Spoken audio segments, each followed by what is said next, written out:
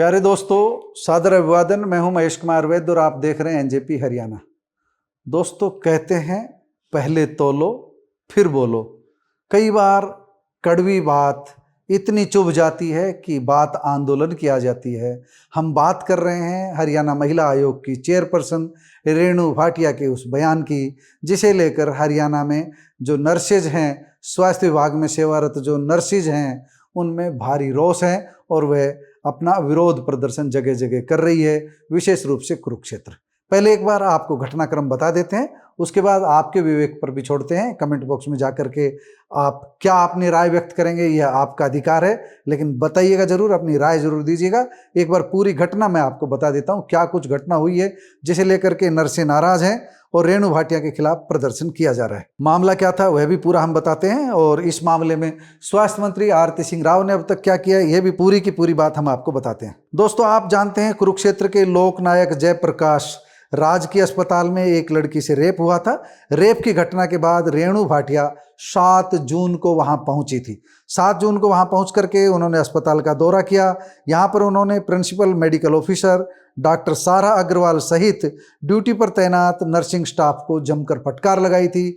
दैनिक भास्कर के digital media पर भी यह खबर मौजूद है, तमाम मंचों से ये खबर आ रही है, और डॉक्टर ने जो वहां पर किया, रेप की जो घटना हुई, उसकी हर जगह निंदा की जा रही है। लेकिन बात कर रहे हैं रेणु भाटिया के बयान पर। रेणु भाटिया जिस समय दौरा कर रही थी अस्पताल का, उस समय उनकी जब एक सीनियर नर्सिंग ऑफिसर से बात हुई तो उन्होंने कहा, क्या आपकी भी बेटी है?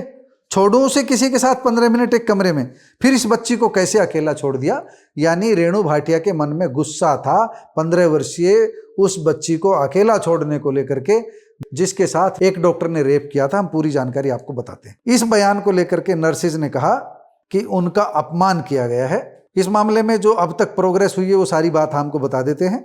आज 9 जून है, मंगलवार है। आज से नर्सेज जो है हरियाणा भर की एक तरह से हड़ताल पर है। ज़्यादा पूरे दिन की हड़ताल नहीं हुई। सुबह 10 बजे से दोपहर 12 बजे तक सभी जिलों के सरकारी अस्पतालों में नर्सिंग स्टाफ ने कामकाज छोड़कर धरना दिया है। कोई ऐसा होगा अपवाद जहां धरना नहीं दिया होगा, तो विरोध उनके मन में भी है। और नर्सेज मांग कर रही है हरियाणा भर की कि रेणु भाटिया इस्तीफा दे, हरियाणा महिला आयोग का पद छोड़े।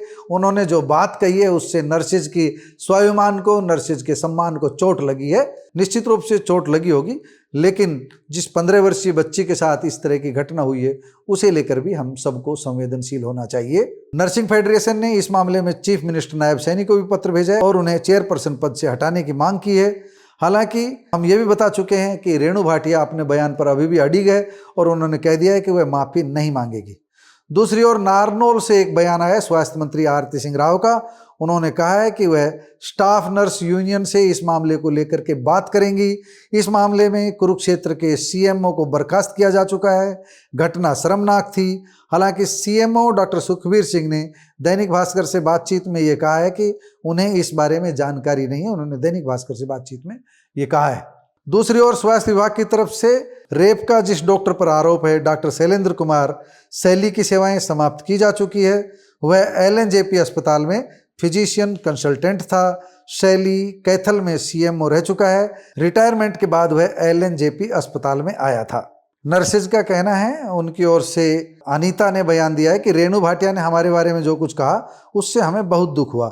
वह बच्ची भी हमारी बेटी जैसी है, उसके साथ जो कुछ हुआ उसका हमें भी उतना ही दुख है, लेकिन इस घटना में हमारी कोई भूमिका नहीं है। इसके बावजूद नर्सिंग स्टाफ की संलिप्तता के आरोप लगाए जा रहे हैं, इसकी हम आलोचना करते हैं। नर्सेज का कहना है कि अस्पताल में रोजाना 1,500 मरीजों की ओपीडी होती है, जिनमें लगभग 80% महिलाएं होती है।